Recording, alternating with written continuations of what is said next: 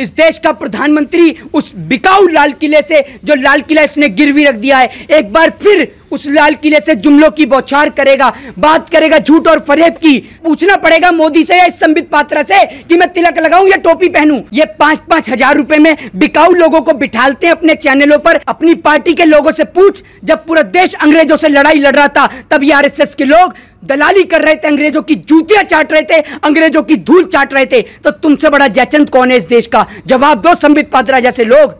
दंगल तो आपने पूरे देश में मचा दिया है। पूरे देश में कश्मीर से लेकर कन्याकुमारी तक मेरा पूरा भारत जल रहा है। मेरी भारत मां आज देख रही होगी कि मेरे साथ क्या हो रहा है। देश को आजाद कराने के खातिर 14 वर्ष की उम्र में जो भगत सिंह फांसी के तख्ते पर जल गए, आज वो भी सोच रहे होंगे कि जिस देश को आजाद कराने में मैंने अपना लहू बहा दिया, वो महारानी लक्ष्मीबाई देख रही होंगी कि जिस देश को आजाद कराने में, जिस देश की एकता, अखंडता, एकता के खातिर हम लोगों ने अपना लहू बहा दिया, ये लोग फिर इस देश को गुलाम कर देंगे। इन काले अंग्रेजों को देश से भगाना बहुत जरूरी है। ये देश के नफरती चिंटू जो नेशनल मीडिया पे बैठ के कश्मीर से लेकर कन्याकुमारी तक पूरा देश जला रहे हैं, राजीव त्यागी जी की मौत का कारण बने हैं, ये रोहित सरदाना और भारतीय जनता पार्टी का ये नफरती चिंटू प्रवक्ता संबित पात्रा, ये पूरे दिन नेशनल चैनल पे बैठ के धर्म के नाम पे, धार्मिक नाम पर दंगे कराता है और खुद ऐशोआराम की जिंदगी जीता है, अपने आप को डॉक्टर बताता है और हर मुद्दे पे पहुंच जाता है अपनी राय रखने के लिए। तो इतना कितना बड़ा लिखा है, डॉक्टर है, एक लोगों की इसने मदद नहीं करी। हिंदुओं के नाम पे हमें तुझसे पूछना पड़ेगा कि हम तिलक लगाएं, जनेऊ पहने, टोपी लगाएं या पग पहने? तेरे से पूछेंगे क्या हम? तू होता कौन है मैं बताने वाला? ये लोग नफरती चिंटू जो इस देश को जला रहे हैं, इस देश को तोड़ रहे हैं। आज इन्होंने इस देश के अंदर इस तिरंगे को शर्मसार कर दिया है। 15 अगस्त सन 1947 को यह देश आजाद हुआ था अंग्रेजों की गुलामी से, लेकिन कल स्वतंत्रता दिवस का दिन है। यह वही स्वतंत्रता दिवस का दिन है जब हमारे देश के सैनिकों ने, हमारे देश के सिपाहियों ने, हमारे देश की बहन बेटियों ने अपनी इज्जत आबरू की परवाह न करते हुए, भारत मां की फिक्र करते हुए अपने प्राणों की आहुति दे दी थी। महारानी लक्ष्मीबाई ने देश के खातिर अपना लहू बहा दिया था। लेकिन कल इस देश का प्रधानमंत्री उस बिकाऊ लाल किले से, जो लाल किला इसने गिरवी रख दिया है, एक बार फिर उस लाल किले से जुमलों की बौछार करेगा, बात करेगा झूठ और फरेब की, थोड़ा सा रोएगा भी, थोड़ा नौटंकी भी करेगा और थोड़ा सा कहेगा कि मुझे संवेदना है बहन बेटियों के बलात्कार को लेकर। लेकिन ये नफरती चिंटू रोहित सरदाना, अर्नब गोस्वामी जैसे पत्रकार इस देश के अंदर पत्रकार कहलाने के लायक नहीं है। आज पूरा देश जूझ रहा है, असम से लेकर, बिहार से लेकर, कश्मीर से लेकर, कन्याकुमारी से लेकर और बेंगलोर में हिंसा से लेकर पूरा देश प्राकृतिक आपदा से जूझ रहा है। कहीं धर्म के नाम पे दंगे हो रहे हैं, उनका कारण है ये नफरती चिंटू। ये 5-5 हजार रुपए में बिकाऊ लोगों को बिठालते हैं अपने चैनलों पर। आप एक बात बताइए, एक तो हो गया कांग्रेस का प्रवक्ता, एक हो गया बीजेपी का प्रवक्ता, बाकी के ये लोग जो आते हैं ये कहां से आते हैं? सबको 5-5 हजार रुपए देते हैं ये लोग, और ये लोग 5-5 हजार रुपए देके पूरे देश का माहौल खराब करते हैं, पूरे देश को जलवाते हैं। ये इन लोगों ने धंधा बना लिया है अपना देश को जलाने का। खुद नेशनल चैनल पे बैठ के भड़काऊ भाषण देकर ये नहीं सोचते कि देश की स्थिति क्या होगी। इनके खिलाफ कानूनन कार्रवाई की जानी चाहिए। और जिस तरीके से राजीव त्यागी जी की पत्नी ने बयान दिया है कि इनकी मृत्यु का कारण है संबित पात्रा, और जब डर लगने लगा कि मुकदमा दर्ज ना हो जाए तो संवेदना दिखाता है ट्विटर पे ट्वीट करके। तू होता कौन है? सबसे बड़ा जयचंद तो तू है। अपनी पार्टी के लोगों से पूछ, जब पूरा देश अंग्रेजों से लड़ाई लड़ रहा था तब ये आरएसएस के लोग दलाली कर रहे थे, अंग्रेजों की जूतियां चाट रहे थे, अंग्रेजों की धूल चाट रहे थे। तो तुमसे बड़ा जयचंद कौन है इस देश का? जवाब दो संबित पात्रा जैसे लोग।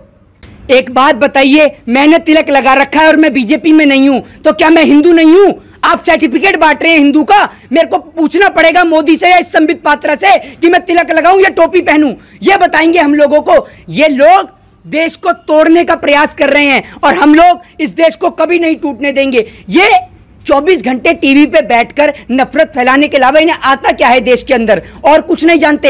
एक बात बताइए, रोहित सरदाना हो, अर्नब गोस्वामी हो, चाहे तमाम पत्रकार हो, एक पत्रकार का नाम बताइए जब इन्होंने बात करी हो मजदूर को लेकर। मजदूर सड़क पे दम तोड़ गया पानी के खातिर, मजदूर नंगे पांव चला गया। बिहार जूझ रहा है बाढ़ से, असम जूझ रहा है बाढ़ से, क्यों नहीं गए?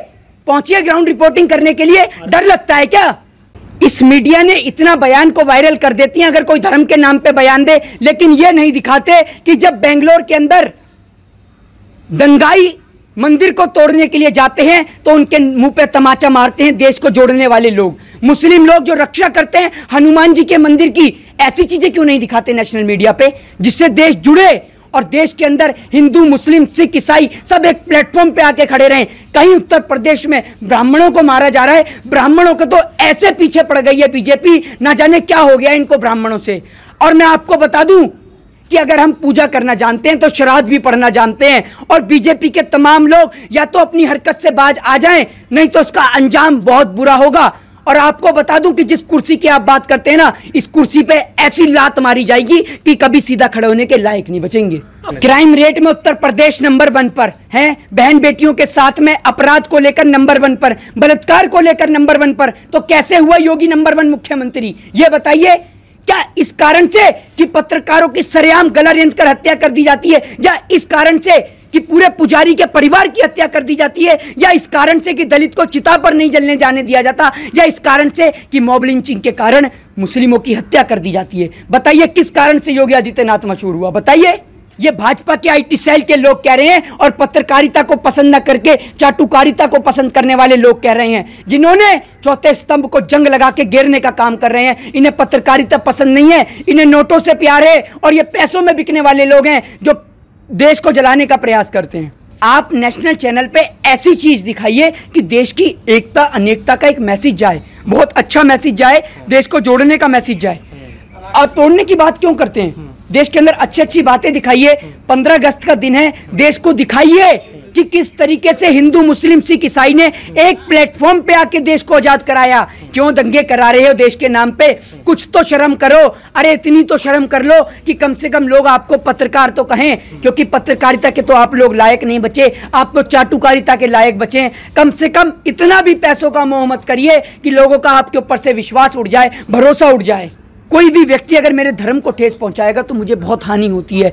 आप किसी से क्यों बात कर रहे हैं? टोपी को लेकर, मस्जिद को लेकर, मंदिर को लेकर। आप शिक्षा पे बात कीजिए, महंगाई पे बात कीजिए, बेरोजगारी पे बात कीजिए। धर्म की बात क्यों करते हैं? धर्म की बात करना करिए, बंद देश के विकास की बात कीजिए, और संबित पात्र के खिलाफ कड़ी से कड़ी कार्रवाई की जानी चाहिए, और इन नेशनल चैनलों के खिलाफ भी। और मैं प्रधानमंत्री जी से गुहार करता हूं कि ऐसी कार्रवाई करिए कि फिर इस देश के अंदर कोई भी राजीव त्यागी के जैसी मृत्यु इस देश में ना हो। आईपीसी की धारा 304A के तहत, जिसके अंदर 10 साल की सजा का प्रावधान है, इन पे मुकदमा दर्ज किया जाना चाहिए और 10 साल की सजा सुनाई जानी चाहिए, और इनको बेल भी नहीं मिलनी चाहिए। इन्हें भेज देना चाहिए उन बलात्कारियों के साथ काल कोठरी के अंदर जो इन्हीं की पार्टी के हैं।